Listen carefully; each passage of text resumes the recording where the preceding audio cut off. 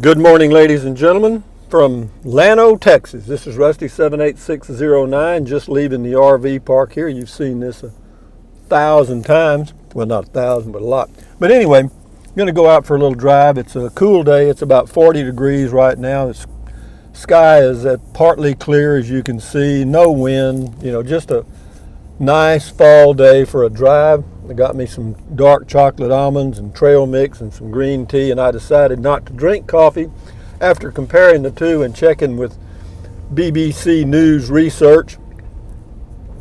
It appears that overall tea is the better choice, particularly green decaf tea, because you sleep better at night. With coffee, for some reason, even if you just drink it early in the day, at night you have some issues going to sleep. That's what they say. Is that correct? I do not have a clue. But we're going for a drive. I don't care if it hair lips the Pope. So here we go.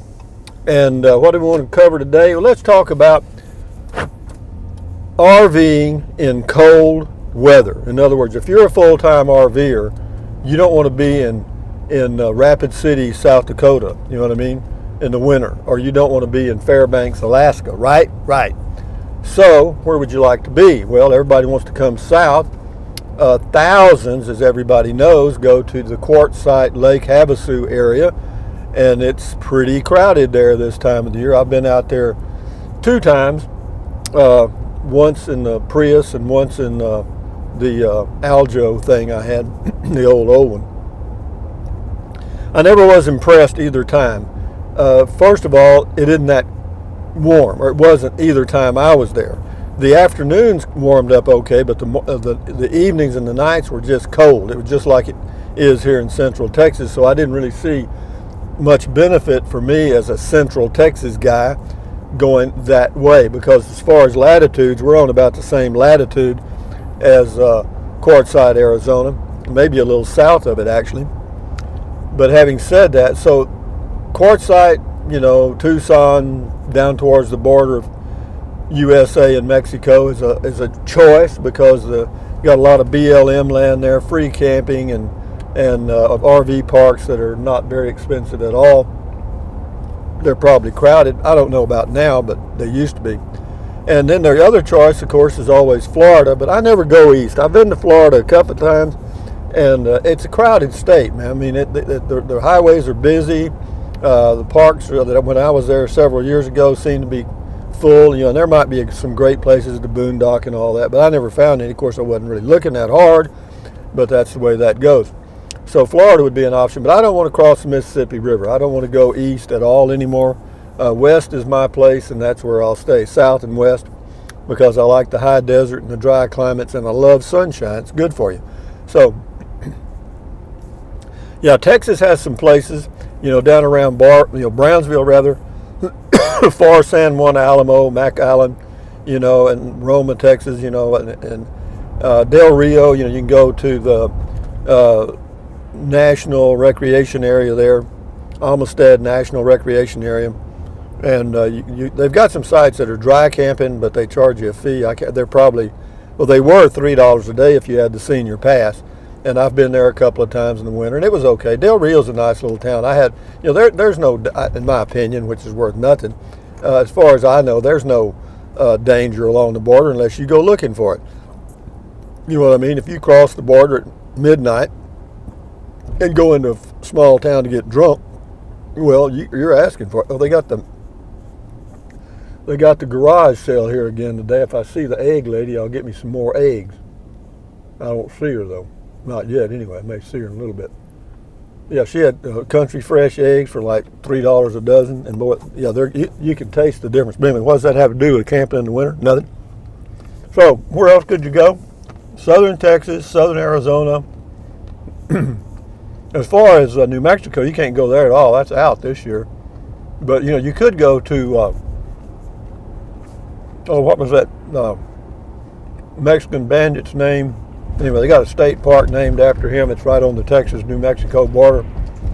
And, yeah, I've been there a couple of times. It's okay. As far as the weather in the winter, I don't know that it's any better than where I am right now.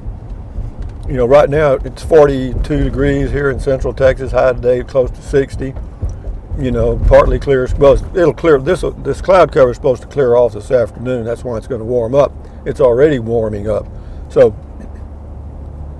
but again, we're just out for a little morning drive, and we're just going to talk about camping in the winter.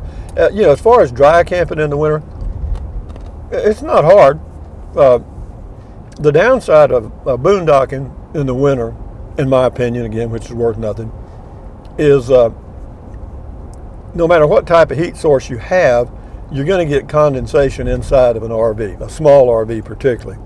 Those of you that are boondocking in these little bubble-looking things, yeah, you're going to have to be careful with condensation.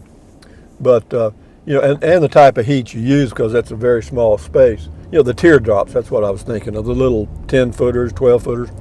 Yeah, because there's not a whole lot of oxygen in there on a good day. So, be careful with that. And these diesel heaters, there's plus and minuses on those. Some people use them with good results. Who knows? But finding a good spot, boondocking in areas in the winter is kind of hit and miss. You could hit it a good year with a good climate. And if you get out in the desert, even around Quartzsite, I was there both years I was there. It didn't have a heavy rain, but it was just a misty rain for a couple of days. And yeah, but you're out there in the middle of nowhere, out in the desert, and that old desert soil can get a little sticky and damp, and it's not much fun, guys, not much fun. We're on Highway 16 going north out of Llano, Texas. I'm cruising along at 50 miles an hour, and there's no traffic behind me. There's some coming from. This is what you would call a busy highway in this area. Why? Because there's 3 cars right there. There comes another one. Oh no, Mr. Bill. So, what else about winter camping? Winter camping. Well, all the popular places like Quartzsite for sure, Lake Havasu area, they are very crowded. Now that's not bad. They've done well in handling large crowds. They're set up for it. There's a place you can go to get propane, water, what else? Dump trash, do your dump. Dump your tanks. In one location, I can't remember. I don't know the name of the street, but if you get there, you can ask about it and they'll tell you. And as far as camping out on the BLM land, there's plenty of it, babe. Even though there's thousands of campers down there, you can find places that are very remote, but you're going to have to drive down some washboard roads to get to them. That's the only real downside. The BLM roads typically aren't all that great. They do blade them, with a dozer every now and then to smooth them out, but they're a little rough on your equipment. And if you're having to go back and forth quite a bit, then it's not going to be much fun. If you can go out there and park for 3 or 4 days at a time without having to get water or groceries or whatever, then you're good. You can enjoy your travels. So we're passing the Llano County Airport here on the right. You can't see it. They got 1, 2, 3, 4, 5 planes out on the runway, and they got one Learjet. I don't know who owns that one, but see, they build these airports, and out in these counties and these small areas, or lightly populated areas, and there's only a few people that can afford an airplane. You know that, and it ain't. But Bubba has to pay the taxes to pay off the bond issue. So now we got somebody behind me. I'm gonna have to speed up just a touch. I'll get all the way up to about 55, 60. I'm looking for a road to turn left here on, because I can cut through and hit another farm to market road.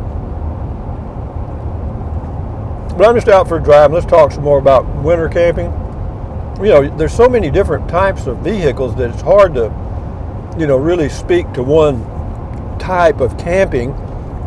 I can just speak in generalities, because I've had travel trailers, and now I've got a Class C motorhome on order, and looking forward to getting it hopefully next week. So yeah, I'm moving. This is County Road 413. We're turning left off of 16. they got a sign there that has the name of everybody that lives on this road. There's about 15 names there, and it gives the distance to their house. I'm sure that helps UPS and FedEx and Amazon delivery. But anyway, now we don't have to worry about traffic at all. County Road 413, Llano County. Yeah, we can go 20 miles an hour now. That's what I love about this area, guys. For me, I enjoy the simple things. A nice drive in the country on a cool day is fine with me. I got me some stuff to snack on, a little green tea. Back to camping in the winter. Some of the things I've learned, like what? Well, propane puts out a lot of condensation, guys. It puts a lot of moisture in the air. If you're using propane for heat, you're going to have some of those dehumidifiers, either the granulated stuff or battery operated 12-volt one. They'll help, but in quartzite, if the weather is okay, you don't have to worry about it much because the humidity is so low that you don't get that moisture, you don't get the condensation that you would get in some other areas like Florida. Somebody made a sign that says 35 miles per hour. That's a homemade sign. But this is a kind of open range in here. There's no fences on either side of the road, so the cattle can just roam freely back and forth across the roads, and they do. So you have to drive. Oh my God, what is this coming at us, ladies and gentlemen? Can you believe it? From out of the west comes Ram Man. All right. One car. How about that, guys? Nothing behind me. Zero. And there's some cattle up here on the left. Those black cattle are called Angus, and they're good beef producers. What they do, some of these ranchers out here tie in with some high-end restaurants and provide them their beef. They do. There's a Angus like that one called, it's a black one. Then there's a red colored cattle called Brangus. Is that Brangus, red Angus? I'm sorry. Yeah. Then there's Brangus, which is a mixture of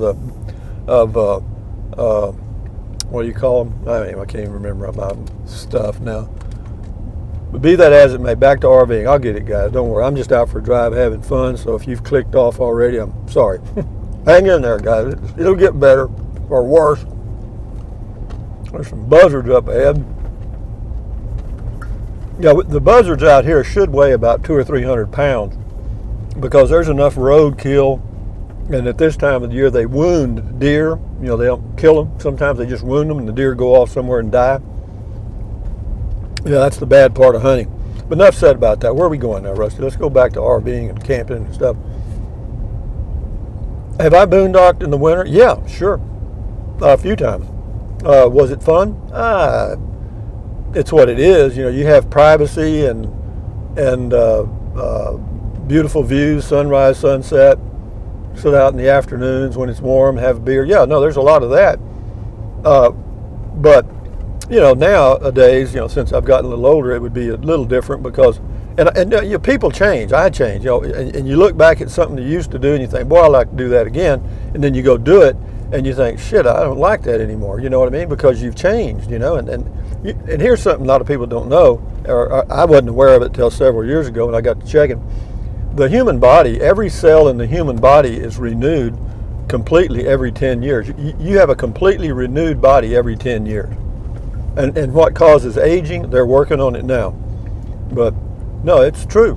Check it out. It's either 7 or 10 years, completely new. But camping in the cold weather, boondocking can be a little difficult. Can be. It can also be very enjoyable. And if particularly if you have dogs, a lot of people camp with dogs. And I had dogs when I was growing up and later on in life. Haven't had any in the past 20 years, but they're a wonderful friend, pet, whatever.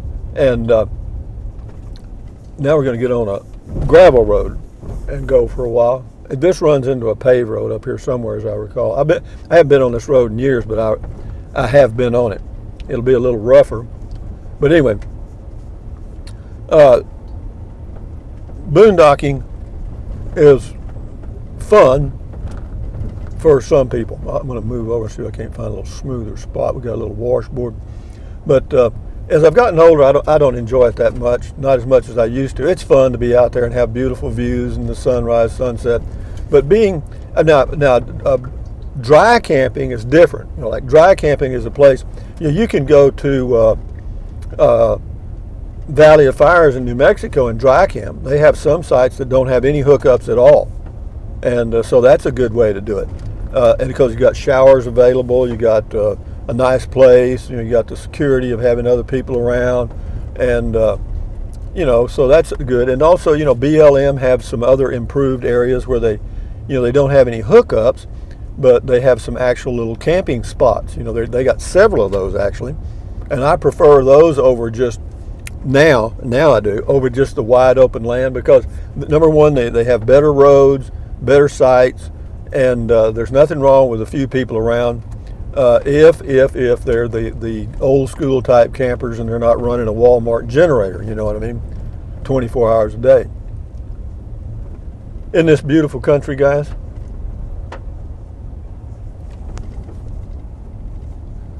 It is to me. It is to me. I mean, just miles and miles, wide open spaces, and these old ranches. As far as camping in the winter, Texas, New Mexico, Arizona, and Florida are about your only choices. There may be some along the Gulf Coast, I don't know, but anyway, let's leave that out. We're through with that topic, and now these old ranches out here, guys. They've been in the same families for hundreds of years. I probably mentioned that before, and they don't sell off, man. They don't sell this property off. I mean, it's amazing how the children hang on to it too. Why? Well, because the property taxes on these ranches out here is virtually nothing. I mean, they get an agricultural exemption, and I mean, it's a lot. I mean, they may have, I don't know, anywhere from 2 to 15, 20,000 acres of land, and pay anywhere from $500 to $1,000 a year in property taxes. That's less than the people pay on a home in town. But that's the way it is. See, that's the way it was started. The ranchers that set this stuff up years ago were in power in the Texas legislature, and so they said, okay, you want to tax us? That's fine, we'll do that. But you're going to give us an ag exemption so that we don't pay too damn much. And they don't. Oh, these cattle here, these white ones, are called Charley. We used to raise Charley cattle. That tan looking one mooing us out there, telling me to get out of here. There's no bull over there on the left. He'd give me a tough eye. There's probably his girlfriend here on the right.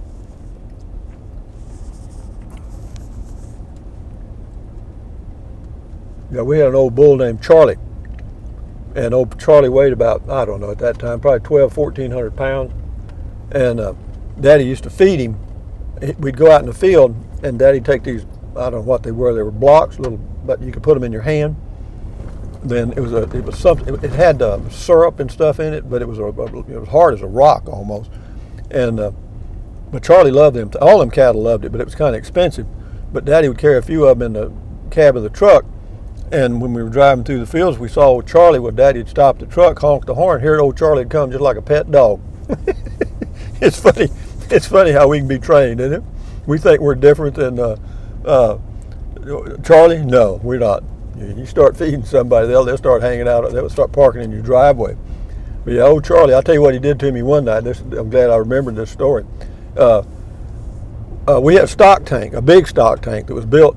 The highway department in Texas cut a highway right through the middle of our property, Highway 181, going from Kennedy, Texas to Corpus Christi, or Beeville and Corpus and wherever. Highway 181, and that split our property into two sections. And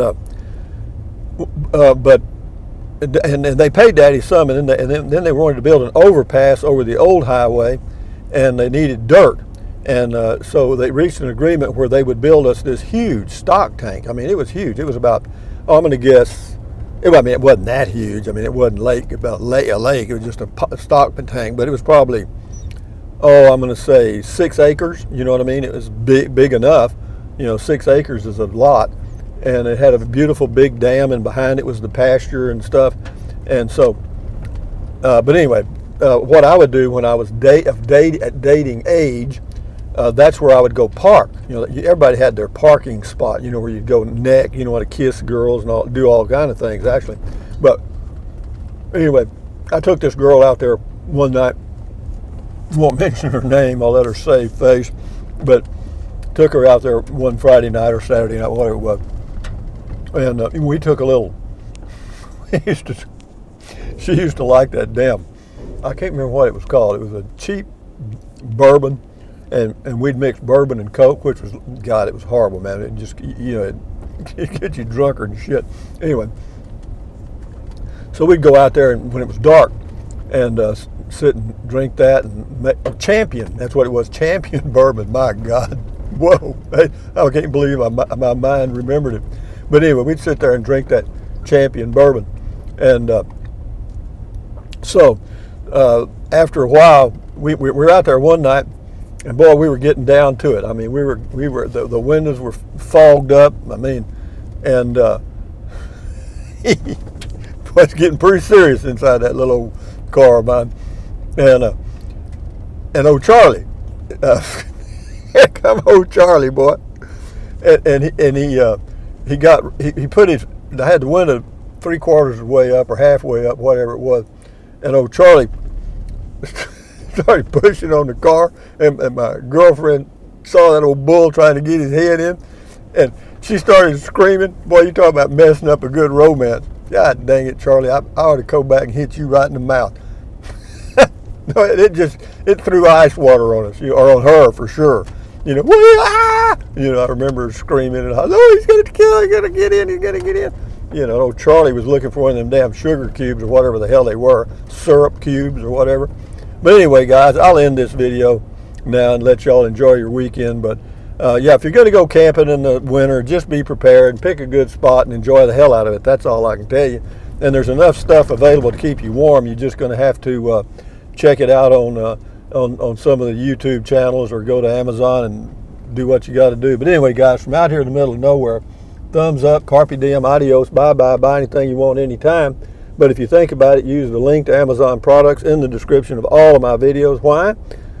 Because it doesn't cost you a penny. Drink plenty of water, keep your health, and then you'll want to go out camping. And I love to drive. This is a beautiful drive, man. Again, I remember it well now, because this dirt road goes all the way around and hits a paved road, which is west of Llano, and then goes right back into town. Yep, just makes a big old loop. And I'm driving 15 miles an hour, or 10, excuse me. Anyway, guys, thumbs up again, guys. Adios, bye-bye.